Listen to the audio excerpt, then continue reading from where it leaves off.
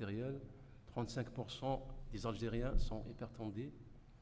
Donc, aujourd'hui, on invite professeur Chiban. Donc,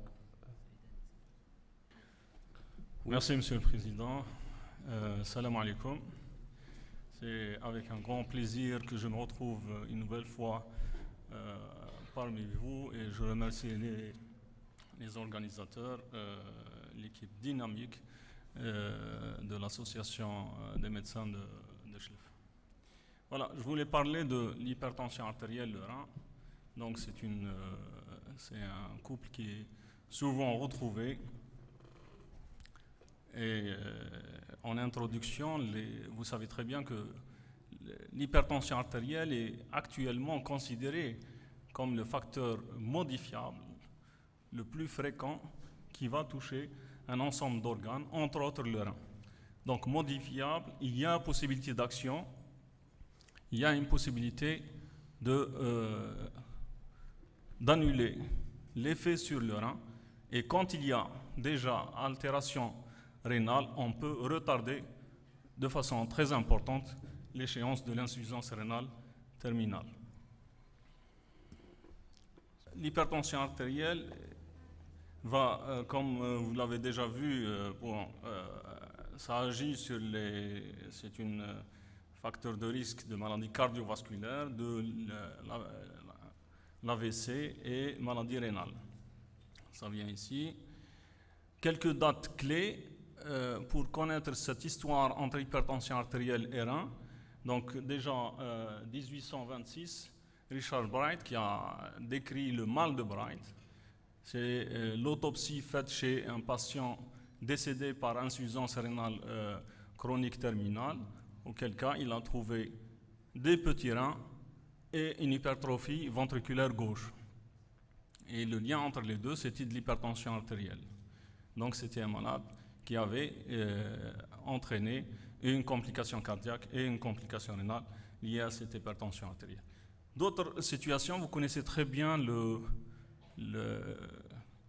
l'expérience de Goldblatt, où ce chercheur a fait une sténose de l'artère rénale d'un chien d'un côté et ça a entraîné de l'hypertension artérielle. Donc ce rein est impliqué en partie dans la genèse de l'hypertension artérielle. Et vous voyez ici aussi une date assez importante. Robert Telstein, c'est en 1898, et Per Bergman, en Suède, ils ont découvert la rhinine. C'est une substance excrète souterrée du rein du lapin, et une fois injectée à l'animal, entraînait l'élévation de l'hypertension artérielle. Ils l'ont retiré du rein et donc ils l'ont appelé rhinine.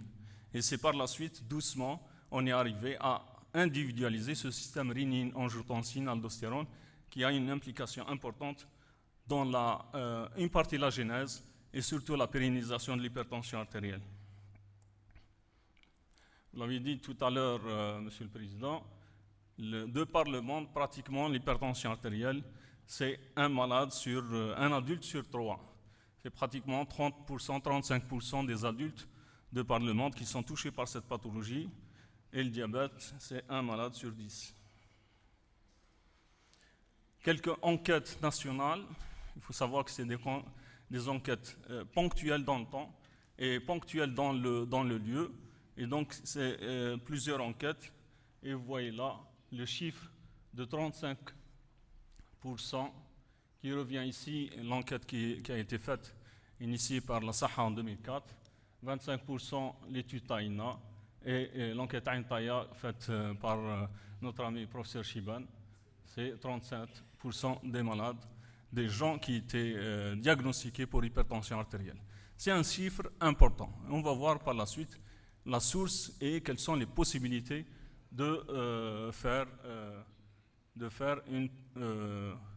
d'agir sur cette épidémiologie pour régresser ces chiffres. De même, le diabète, pratiquement 10 à 12% des patients algériens, des adultes algériens, l'hypercholestérolémie, l'obésité, c'est le facteur principal ici, 16%, 20 et 25%. Donc c'est un élément capital, l'obésité et aussi le problème d'activité physique. Quel est l'impact de l'hypertension artérielle sur le rein? Donc c'est un facteur, c'est un marqueur indiquant la probabilité de développer une maladie rénale et relation de cause à effet. Donc l'hypertension, c'est la deuxième cause de l'insuffisance rénale chronique terminale après le diabète. Et en Europe, c'est 4,7% des IRC parmi la population générale qui sont hypertendus. En France, c'est 3 millions, le nombre de dialysés, 3 millions de patients avec maladie rénale chronique, dont 80%, 80 000 dialysés. Et aux USA, c'est 50 millions de malades, d'adultes souffrant de maladie rénale chronique, avec 2 millions de dialysés. En Algérie, fin 2014, nous avons recensé près de 20 000 hémodialysés, 20 000 dialysés. L'hypertension artérielle constitue, malgré qu'elle développe par la suite l'insuffisance rénale et une maladie dialysée, elle reste un facteur de risque important de mortalité, puisque 4/5 des malades dialysés décéderont par une atteinte cardiovasculaire.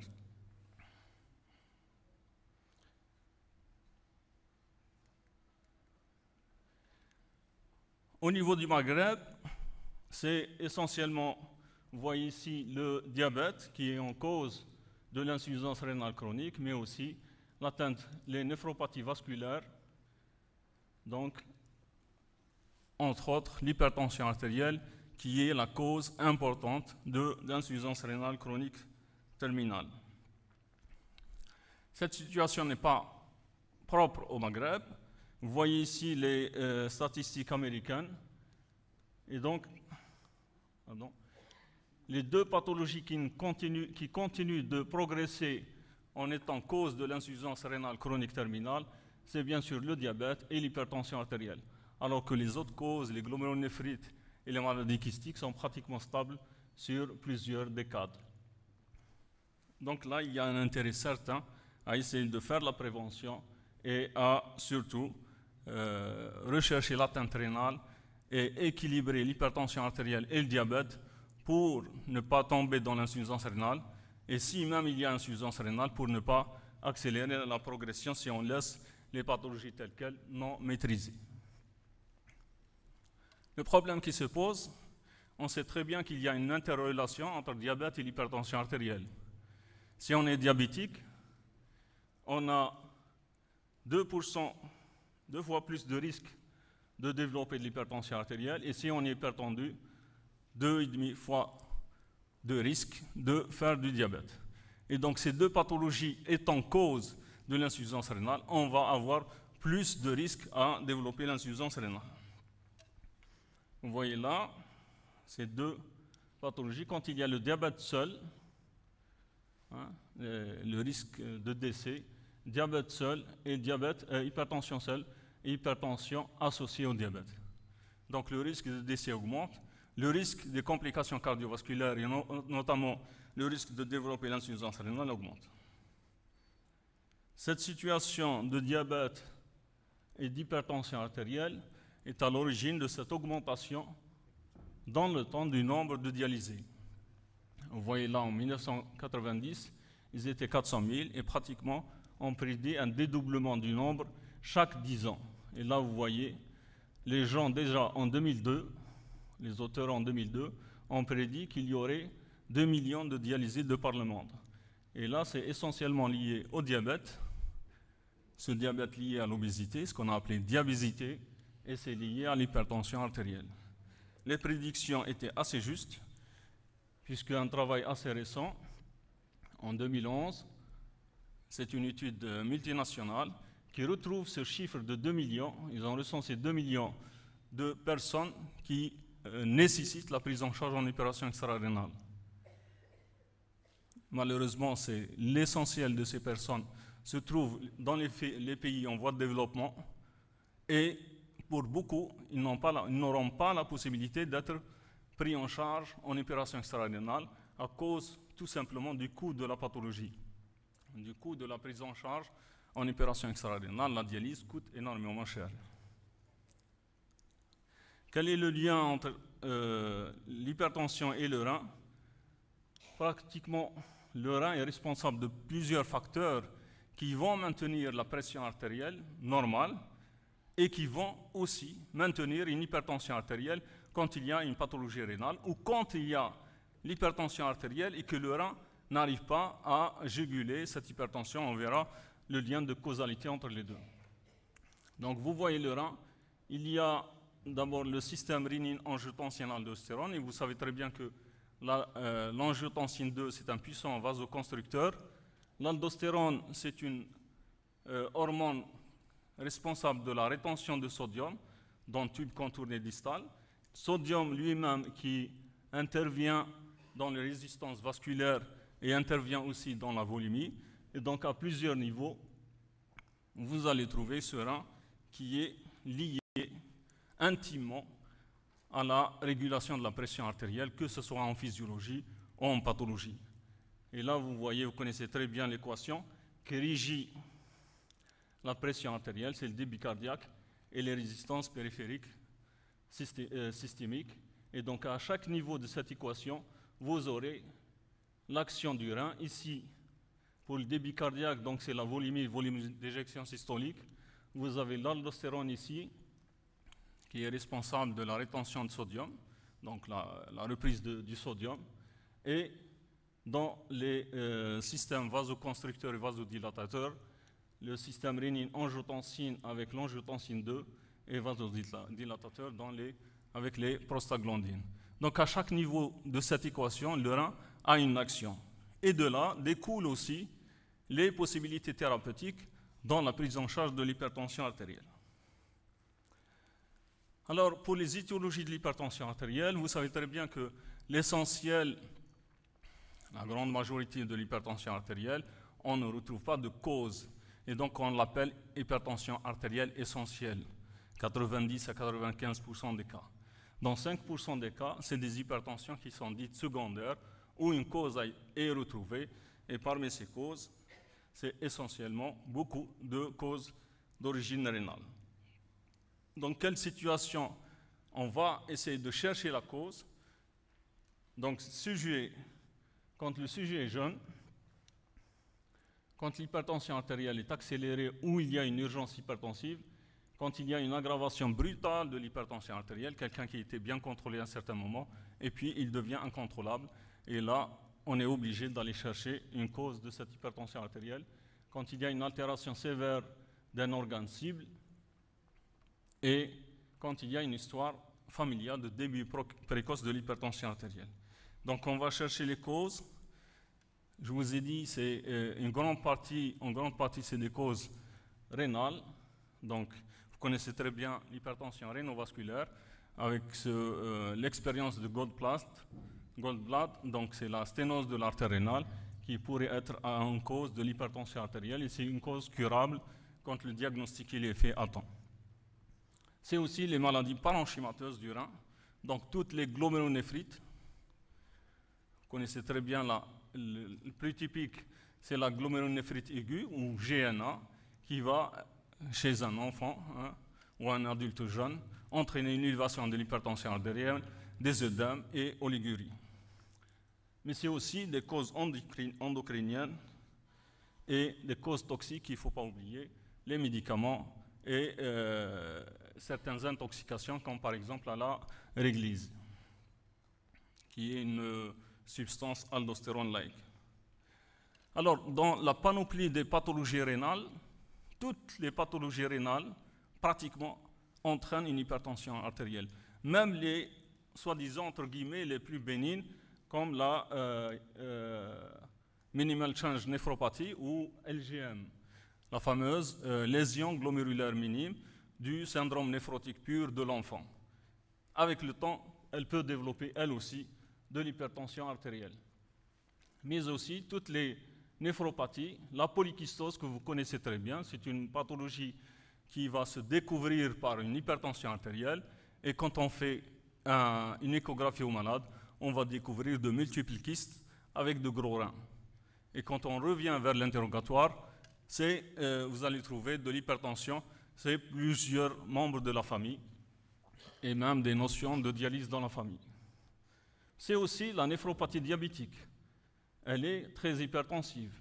Et c'est aussi la hyalino-segmentaire et focale pour le syndrome néphrotique dit cortico-résistant ou corticodépendant de l'enfant.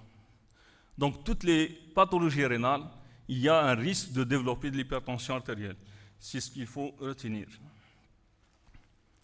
Alors, le lien, il existe un cercle vicieux entre l'hypertension artérielle et toute néphropathie. Donc, quand il y a une lésion rénale, hyalino-segmentaire et focale, une glomérulonéphrite chronique, une polykystose, donc diminution du nombre de néphrons fonctionnels, altération du parenchyme rénal, ça entraîne de l'hypertension artérielle, et cette hypertension artérielle, s'il n'est pas contrôlée, va entraîner une aggravation des lésions rénales, et donc un cercle vicieux s'installe pour aboutir finalement à une sclérose du rein et ce qu'on appelle l'épingle cachetée ou l'insuffisance rénale chronique terminale. Donc, nécessité de poser le diagnostic de l'hypertension artérielle, mais aussi de poser le diagnostic de l'atteinte rénale, on va le voir, et nécessité de casser ce cercle vicieux pour pouvoir arrêter l'agression sur le rein et retarder de façon importante l'installation de l'insuffisance rénale terminale. Problème avec l'hypertension artérielle et le rein, c'est quand il y a installation de l'hypertension artérielle, le rein perd sa faculté d'éliminer le sodium, et vous connaissez très bien le lien entre hyperpression et natriurèse. Ce lien est retrouvé quand on fait de l'effort physique. Vous allez avoir une diurèse par la suite. Et c'est essentiellement de la natriurèse. Donc, quand la pression artérielle monte, le rein va augmenter, donc augmentation de la pression artérielle, le rein va augmenter sa natriurèse pour équilibrer les pressions. Mais quand il y a installation d'une maladie rénale, il y a déplacement vers la droite de cette courbe. C'est-à-dire qu'il faut plus de pression artérielle ici pour éliminer la même quantité de sodium. Ça veut dire quoi? Ça veut dire que l'une des possibilités thérapeutiques, c'est une obligation thérapeutique, c'est de réduire la consommation de sel, d'une part, et d'autre part, c'est de donner un diurétique, puisqu'on va aider ce rein qui n'a plus les capacités d'éliminer autant de sodium comme quand il était sain. Le problème, c'est que le rein normal se défend bien contre l'hypertension artérielle. Et donc, à l'élévation de la pression artérielle, les pressions intraglomérulaires, le rein arrive à diminuer l'effet sur le glomérule. Mais quand il y a insuffisance rénale, il perd cette capacité de diminuer la pression dans le glomérule, dans la chambre glomérulaire, et donc les lésions rénales vont augmenter. Vous voyez ici, quand il y a hypertension artérielle essentielle avec maladie rénale, à des pressions basses, donc ça c'est la pression moyenne, hein. On est chez l'hypertendu. À des pressions relativement basses, les pressions sont transmises dans la chambre glomérulaire et les lésions peuvent être accélérées. Comparé à quelqu'un qui n'a pas d'atteinte rénale, donc pas d'altération de la fonction rénale, il faut plus de pression pour entraîner les mêmes dommages. Ça veut dire quoi? Ça veut dire qu'il faut avoir des cibles de l'hypertension moins importantes, donc de cibles plus basses, chez quelqu'un qui a une insuffisance rénale. Et ça, on va le voir par la suite pour les recommandations. De là, on tire cette histoire de recommandation. Pour quelqu'un qui a une insuffisance rénale, il faut avoir des cibles plus basses. Mais avec nuance qu'on va voir par la suite. La même chose, maladie rénale chronique, pression artérielle systolique, vous voyez qu'à des pressions artérielles systoliques plus basses, il y a altération du parenchyme rénal. Comparé à la néphrongiosclérose bénigne, c'est l'hypertension artérielle dite essentielle chronique. Il faut plus de pression et sur du temps pour entraîner des altérations rénales, et comparé aussi à la néphrongiosclérose maligne, auquel cas il y a une élévation importante de la pression artérielle et ça altère rapidement le rein. La première, c'est un malade qui va avoir des années derrière lui d'hypertension artérielle et pas d'altération de la fonction rénale. Il commence à diminuer un petit peu la taille des reins, il commence à élever doucement sa fonction rénale, à diminuer doucement sa fonction rénale, mais il le fait sur des années. Il va vous dire, j'ai 20 ans d'hypertension artérielle, j'ai 30 ans d'hypertension artérielle, avec une petite altération de la fonction rénale. Comparé à celui-là, où l'hypertension artérielle, elle est de diagnostic récent ou d'aggravation récente, et c'est en quelques années uniquement, 3 ans, 4 ans, il arrive déjà au stade de dialyse. C'est la néphrongiosclérose maligne.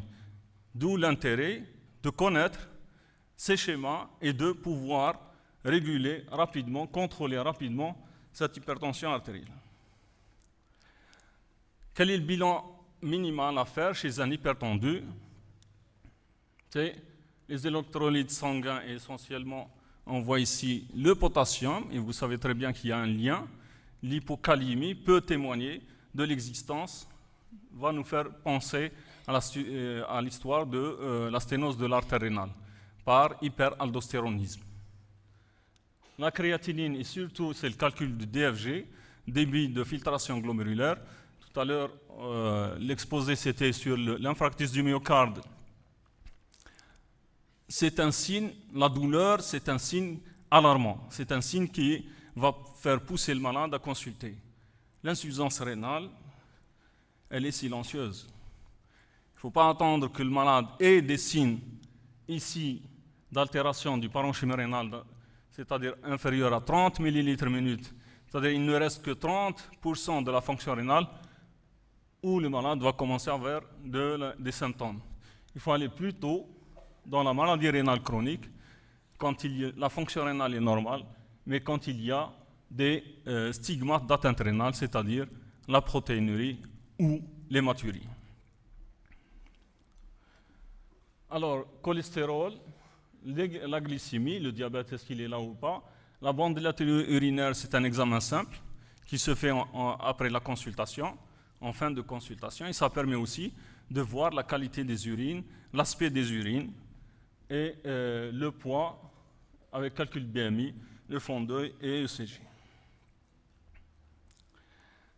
Alors, est-ce qu'il y a nécessité de traitement? Oui, il y a nécessité de traitement puisque quand la valeur de la pression artérielle pour laquelle le bénéfice d'action dépasse celui de l'inaction, quand on agit sur l'ensemble de la population, on peut retarder les complications, on peut retarder l'échéance de certaines complications, notamment l'insuffisance rénale.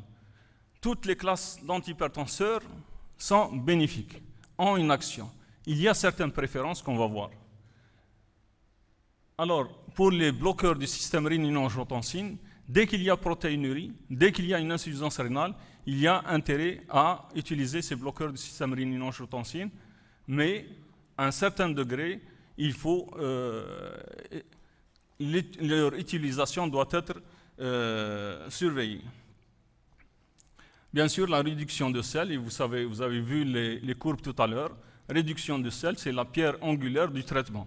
Si on ne diminue pas le sel, les antihypertenseurs seuls n'arrivent pas à juguler la situation.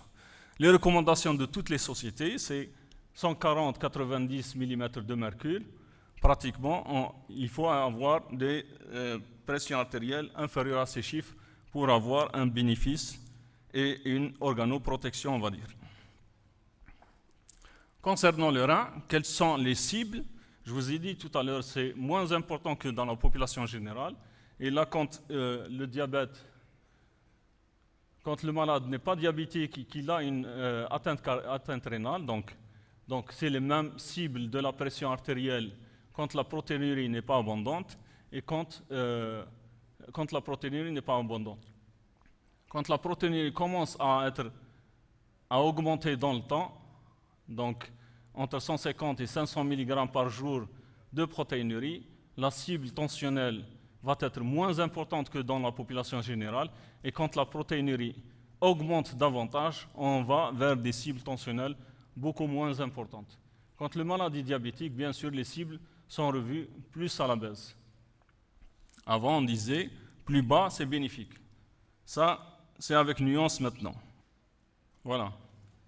Alors, ces nuances sont apportées notamment par cette étude faite sur 300 vétérans américains. Donc, il y a toutes les populations, il y a les Noirs africains, donc les Noirs américains, il y a les Hispaniques, il y a les Blancs. Et donc, ça a été fait dans la population des retraités de l'armée américaine. Et en résumé, on va retrouver sur le risque de décès, il y a toujours bénéfice à baisser la pression artérielle. Donc, bénéfice à baisser la pression artérielle, mais pas de façon importante. Et vous voyez la ligne continue ici, c'est un contrôle moins de 130 au milieu, et là, c'est contrôle modéré. On se place ici. Quand le contrôle est trop important, essayez d'aller plus vite, s'il vous plaît. Oui, quand le contrôle est trop important, vous perdez ce bénéfice. On est là dans les populations de vétérans, c'est-à-dire plus de 65 ans.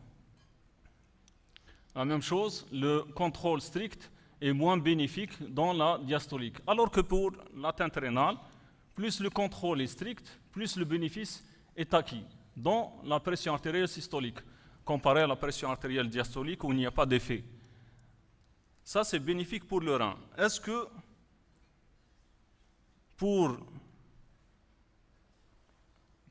c'est bénéfique pour le rein, mais le bénéfice, il n'y a pas de bénéfice pour le décès. Donc, on ne va pas gagner le rein pour perdre le malade. Donc, on va vers le contrôle, on va dire optimal et non important. La courbe en J ici, c'est la pression artérielle systolique sur le décès. Donc, plus on baisse, mieux ça vaudra. Mais si on continue à baisser, le risque de décès augmente. La même chose, mais pour l'atteinte rénale, toujours il y a un bénéfice de diminuer. Donc, bien sûr, c'est la survie du malade qui est importante. Pour dire le rein, c'est bénéfique de baisser trop, mais c'est pas, on va avoir les autres conséquences, notamment cardiovasculaires, cardiaques et cérébrales pour le malade. Là, comparé à l'âge, les gens qui sont moins de 65 ans auront un bénéfice à baisser la pression artérielle. Par contre, comparé à ceux qui ont de plus de 65 ans, où cette courbe en J va revenir. La même chose pour le DFG, donc le débit de filtration glomérulaire. Quand on est moins de 30 ml/min, insuffisance rénale, qui commence à être sévère, il ne faut pas trop baisser parce que vous allez perdre le bénéfice et vous allez augmenter le risque relatif de décès. La protéinurie, la même chose. Quand elle est abondante, cette protéinurie, quand elle est abondante, donc il y a intérêt à baisser. Et quand la protéinurie est inférieure à 1 gramme, on va vers la courbe en J. La même chose si on prend en considération l'âge et le débit de filtration glomérulaire. Quand la personne est plus âgée et que la créatinine est inférieure à 30 ml/min, il ne faut pas trop baisser parce que vous allez perdre le bénéfice. Il y a augmentation de risque de décès. De là naît la nécessité ou cette notion de néphroprotection. Comment on va protéger les reins? C'est essentiellement par le contrôle de la tension artérielle et diminution de la protéinurie. Deux facteurs clés sur lesquels il faut agir, c'est chez les malades, qui ont une atteinte rénale. On dispose aujourd'hui de médicaments assez efficaces et néphroprotection, ça veut dire aussi cardioprotection. Je vais bientôt terminer. Ces interventions, j'ai énuméré ça, les interventions qu'on a discutées tout à l'heure, mais en grande partie, j'ai mis lutte contre l'obésité et surtout promotion du sport, et surtout promotion du sport à l'école. Il faut, avec les autorités, reprendre le sport à l'école et faire éduquer nos enfants pour faire du sport. Il faut que ça soit une partie intégrante de la vie parce que notre style de vie a changé. Et donc, l'augmentation, la suralimentation, pour lutter contre ça, bien sûr le régime, mais à côté de cela, l'activité physique. Contrôle optimal de la pression artérielle une protéinurie moins de 500 mg par 24 heures, un bon contrôle de la glycémie, utilisation du blocage du système rénine-angiotensine, correction des désordres lipidiques et améliorer l'anémie chez l'insuffisance rénale chronique. Vous voyez là les courbes de déclin de la fonction rénale. Quand on ne fait rien, donc le déclin de la fonction rénale se fait rapidement, et plus on agit sur les deux facteurs, hypertension artérielle et protéines, plus on ralentit cette progression, et vous pouvez gagner des années sur la dialyse. Et c'est important pour le malade, pour son entourage et pour toute la communauté. Le choix non diabétique, le choix des antihypertenseurs non diabétiques, quand il a une protéinurie et dégradation de la fonction rénale, on va utiliser, surtout la protéinurie, on va utiliser les inhibiteurs du système rénine-angiotensine, que ce soit les inhibiteurs, les IEC ou les ARA2. Quand il y a un diabète, on est plus utilisateur parce que le diabète, la néphropathie diabétique, est protéinurique. Et donc là, on a toujours plus tendance à utiliser les inhibiteurs de ce système rénine-angiotensine, de ce système rénine, donc IEC et ARA2. En conclusion, donc la proportion des hypertendus, elle est importante dans l'insuffisance rénale chronique, et c'est la deuxième cause de l'insuffisance rénale chronique terminale. Heureusement, par contre, que tous les hypertendus ne font pas une insuffisance rénale. Et le lien bidirectionnel entre le rein et le cœur, et c'est l'hypertension artérielle. Le rein pourrait être cause de l'hypertension artérielle si c'est les hypertensions artérielles secondaires aux maladies rénales. Il peut être victime de l'hypertension artérielle, comme toute hypertension artérielle systémique isolée. Elle va entraîner une atteinte rénale, mais le rein est toujours contributeur, est toujours acteur dans la pérennisation de cette hypertension artérielle, et on l'a vu avec les actions qu'on va mener, inhibiteurs, blocage des inhibiteurs, blocage du système rénine-angiotensine-aldostérone et diurétique. Enfin, on peut conclure que le rein, parfois coupable de l'hypertension artérielle, est souvent victime de celle-ci. Il est toujours élément central dans la genèse de l'hypertension et de sa pérennisation. Deux éléments importants, hypertension artérielle et protéinurie, toujours dans l'arrière-pensée à protéger le rein, les deux éléments pour pouvoir arrêter l'hécatombe de l'insuffisance rénale chronique terminale, un rôle clé de ce système rénine-angiotensine et un contrôle optimal. On ne va pas protéger uniquement le rein, on va protéger tout le malade, contrôle optimal de la pression artérielle, et je vous remercie. Merci, professeur Saïdani. On va enchaîner directement. Merci à l'association. Pardon.